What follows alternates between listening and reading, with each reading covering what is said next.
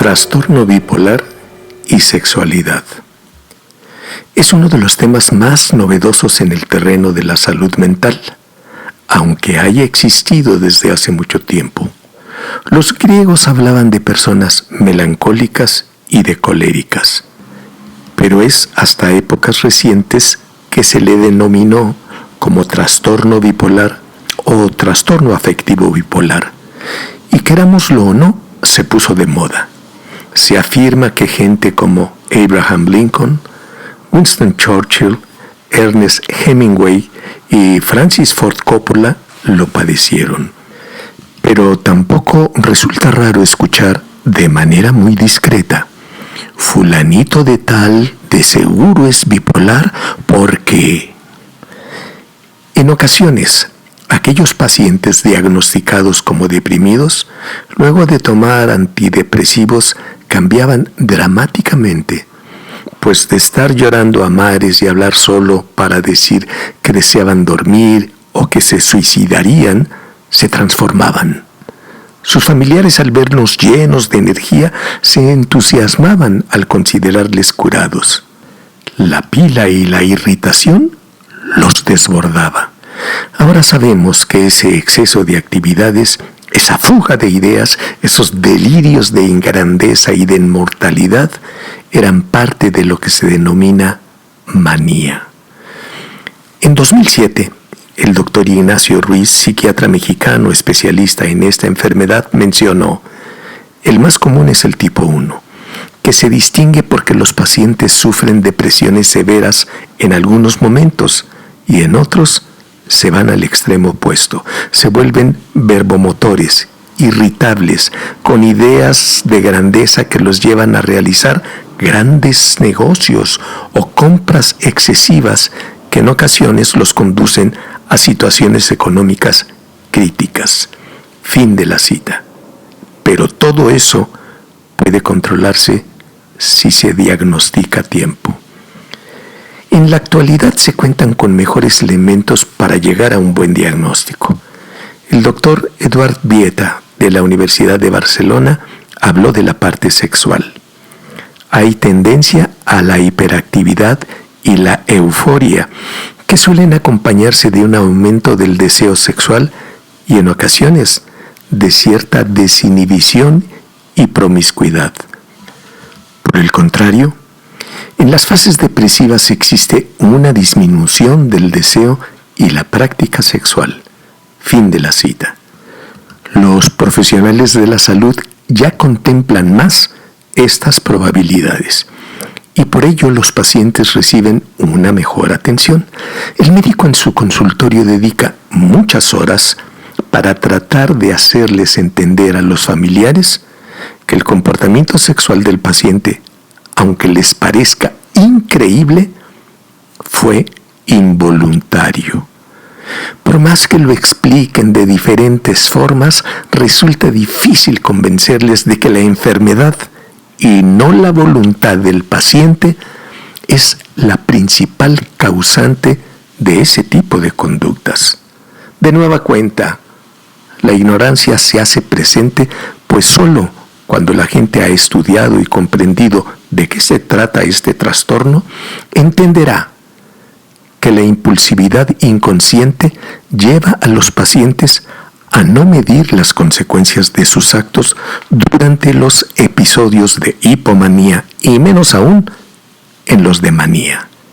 En esas instancias el paciente se expone a riesgos que van desde contraer infecciones de transmisión sexual, embarazos no deseados, abuso sexual, violación, infidelidad y promiscuidad, entre otros, con las consecuencias de culpabilidad, baja autoestima y problemas de pareja, por mencionar solo unos cuantos en el ámbito de la sexualidad, pero debe tenerse en cuenta que pueden llegar a tenerse problemas de adicción.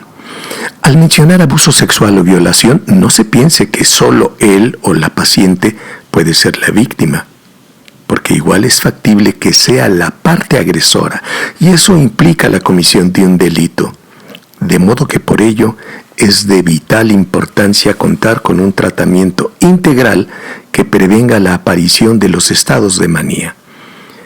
Cuando haya salido de la crisis, se enfrentará a la realidad de sus actos, algunos de los cuales no recordará, y por ello, aunque cueste trabajo aceptarlo, no siempre podrá hacerse responsable de su comportamiento anterior, aunque sobre esto existen encendidas discusiones y se habla mucho de la prevención. Está claro que sus actos quedan más allá de su voluntad. Lo que haga en los periodos de hipomanía o manía de ninguna manera se relacionan con su moral, su educación o sus principios. En esos momentos no existen límites, pero requiere de la ayuda de otras personas para alejarse de los peligros potenciales. En el supuesto de que su médico no aborde el tema de la sexualidad por las causas que sea, es muy recomendable que acuda usted con un profesional de la sexuología para que le asesore, pero no piense que únicamente hablarán sobre problemas. Por el contrario, lo ideal es analizar de qué forma puede usted disfrutar su erotismo, ya sea de manera individual o en pareja, pero responsablemente. Es muy conveniente la asesoría en pareja, porque de ese modo podrá hablarse de cómo la respuesta sexual suele afectarse por la depresión, los episodios de manía o hipomanía, los fármacos y los problemas propios de la convivencia en pareja.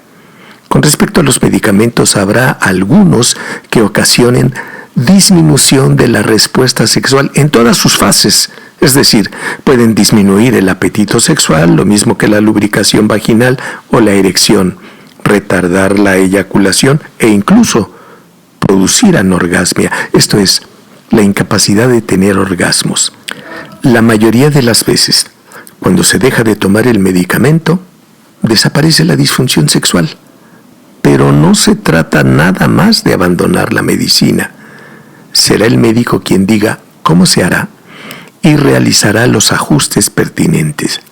Esto es de especial importancia, porque con gran frecuencia cuando se abandonan de súbito los antidepresivos, es muy factible que se presente un cuadro de manía. De igual importancia resulta considerar que algunos medicamentos pueden causar aumento de peso y alterar la imagen corporal, lo que causa baja autoestima. Cabe la probabilidad de que la persona, sobre todo si es mujer, se sienta mal, porque su figura ya no es la de antes y por consiguiente ya no se sienta igual de atractiva.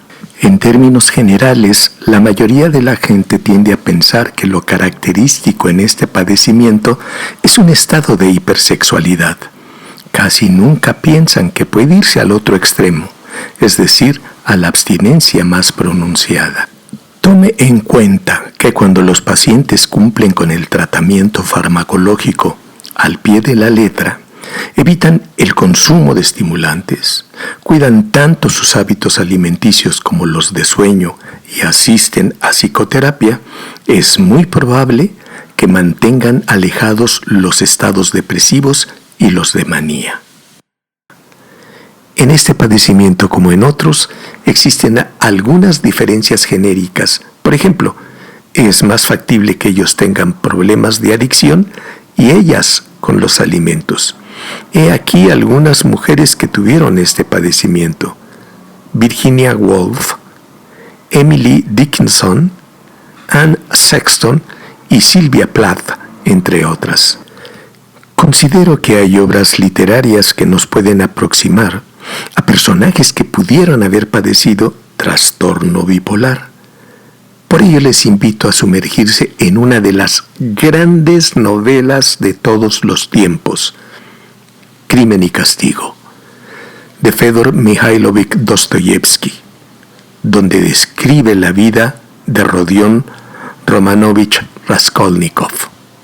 Igual de atractivo resulta el extraordinario detective Sherlock Holmes, creado por el médico escocés Sir Arthur Ignatius Conan Doyle. El espigado detective le comentaba a su inseparable amigo, el doctor Watson: Suelen acometerme malos humores que me duran varios días y durante los cuales no abro la boca. Nada de incomodarse entonces conmigo. Basta con dejarme e insensiblemente vuelvo a mi estado normal. Fin de la cita. Recordemos que además era cocainómano. Emily Bronte, escritora británica, escribió la novela Cumbres Borrascosas, que también fue llevada a la pantalla, donde su personaje, Heathcliff, cuya vida estuvo marcada por la adversidad, tuvo innumerables altibajos emocionales que a veces le ocasionaban periodos de tristeza y aislamiento, pero también a veces respondía con infinita violencia sin importar quién resultase dañado. Si considera demasiadas antiguas estas obras, vuelva la vista al jazz. El mundo de este género musical siempre ha estado rodeado por una aureola de misterio, pues una gran cantidad de compositores o ejecutantes han captado la atención del público debido a numerosas razones, entre las que sobresalen aquellas relacionadas no solo con sus dotes artísticas, sino también con sus conductas, las cuales abren un amplio abanico que va de lo peculiar a lo patológico. Estremece lo afirmado por Hirschfeld. Desafortunadamente, los trastornos del espectro bipolar no son ni reconocidos ni diagnosticados, en gran parte debido a la amplia variedad de síntomas que incluyen conducta impulsiva, abuso de alcohol y otras sustancias, fluctuaciones en sus niveles de energía y problemas legales.